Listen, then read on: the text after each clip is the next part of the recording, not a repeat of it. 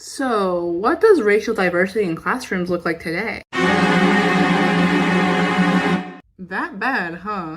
These past few weeks, I've been explaining how various Supreme Court cases got us here, and today I'm going to be discussing the most recent nail in the coffin: parents involved in community schools versus Seattle school districts, aka PICS. Back in 2007, Seattle had these school choice systems where students could apply to any high school. If the chosen school was overcrowded, they used a tiebreaker, sometimes race, to decide who went where in an attempt to keep schools diverse. A group called Parents Involved sued, arguing that considering race at all violated the Equal Protection Clause. The case went all the way to the Supreme Court, where in a 4-1-4 decision, they decided that kids can't be assigned to schools based on race alone. Justice Kennedy was a split vote who argued that racial diversity was an important and necessary thing for schools to strive for, but agreed that the plan was unconstitutional. Justice Roberts famously wrote, quote, "To stop discrimination on the basis of race, stop discriminating on the basis of race." But the thing is, schools weren't discriminating. They knew that without a plan to keep schools integrated, segregation would just creep right back in.